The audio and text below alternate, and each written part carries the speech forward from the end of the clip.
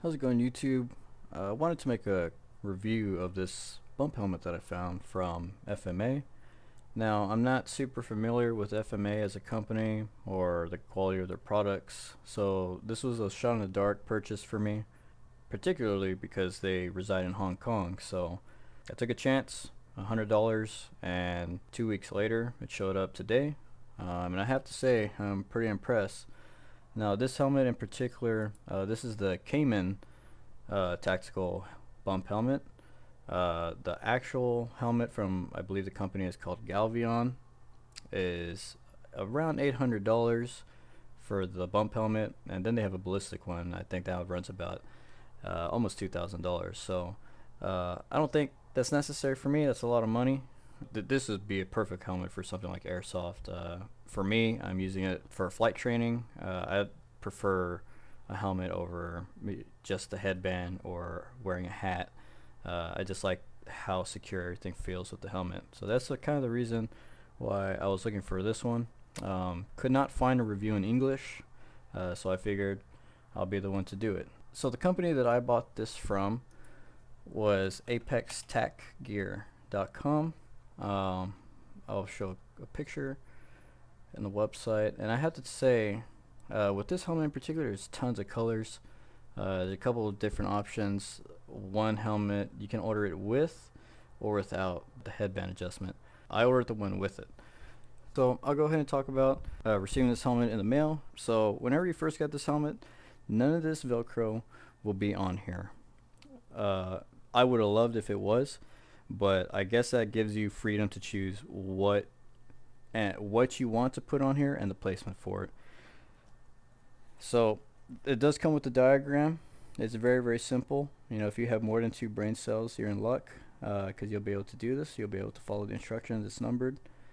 So you'll also have to do the hook and loop stickers inside the helmet and put the padding in. Again, it's not very hard. It does take a little bit of time, especially the exterior part. It did take me maybe an honest 20 minutes or so to do it. And I will say, the adhesive that is used for all of these hook and loops, it's probably some of the tackiest stuff I've ever dealt with, quite honestly. It reminds me of the tire plugs that you get if you get a puncture in your tire. The one in the rear I placed kind of poorly at first, and I started removing it.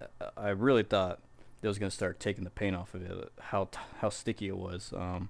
But I was able to get away with it, fortunately, and put it back on there. Hopefully that doesn't affect the lifespan of the adhesive with all that, removing. I did it a couple times. So you do have a little bit of room to work with if you put it on there and you don't like where it is. I would remove it immediately and try to put it where you want it. That's enough about the Velcro. Talk about the arc rails a little bit. This is a hard material. Like, this does not flex. These, however, this has nothing to do with the helmet. These are not the real 3M adapters, arc rail adapters for my earmuffs. All right, so these have a little bit of a flex to them. You can see that, I think. I don't think it's a problem. They're not going to fall off or anything. This is a little bit looser than I would like. On my ballistic helmet, these are like stuck. They're very, very tight. But actually, look, now I'm having problems moving it. So these are okay. I think this side's a little bit loose. Yeah, this side's a little bit looser than I would like, but not really a huge problem. I can't see it being an issue anyway. It does what it's supposed to do, and it works. Talk about the NVG mount briefly. So this housing, from what I can tell, this is not metal. I think this is just more ABS.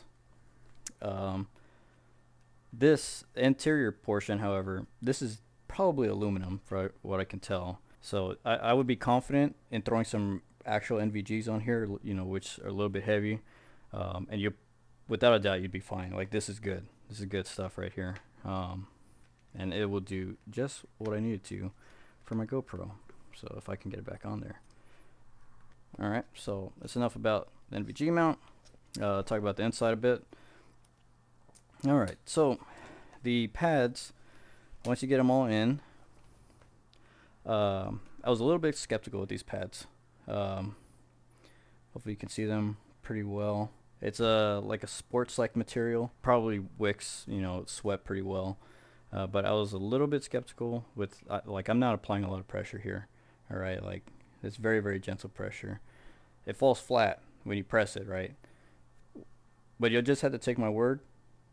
Whenever I put this helmet on, it is extremely comfortable. I'm surprised how comfortable it is. It's just the right thickness in conjunction with the styrofoam that's in here, for any impacts that you might have.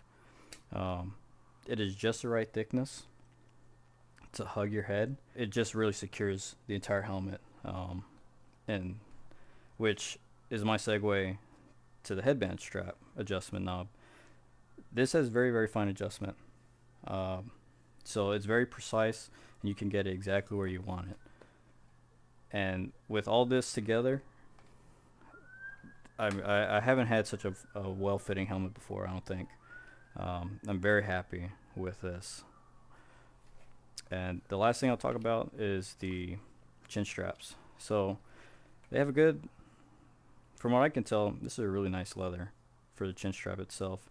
But what I'm impressed is with these buckles. Now, I have never seen buckles like this before.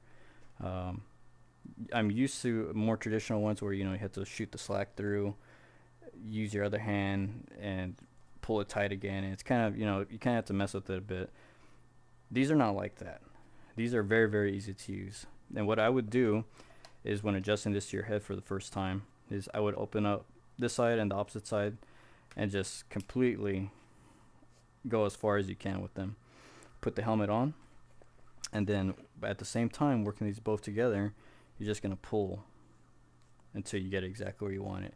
And it's very, very simple to do. You don't need to use both hands, and you just click it into place, and that's it. So now that's locked, and it's that easy. It's that easy to adjust. Overall, I'm extremely happy with this. Zero buyer's regret on this one. I went with the red just because I was kind of going for something more like a search and rescue type look. I'm going to throw some reflective tapes on here, and that's kind of the look I was going for. I'm not going to use this for airsoft or anything like that. But yeah, hopefully this review helps you make a decision if you're interested in FMA or curious about their products. This is my first FMA product, and I have to say that I'm glad I did it, and if I wanted to, I would buy another one. Great looking helmet, feels good. They have a couple sizes. They have an extra large. This is the medium large, and then they have extra large. So yeah, that's about it. Hopefully this helps, and have a good one.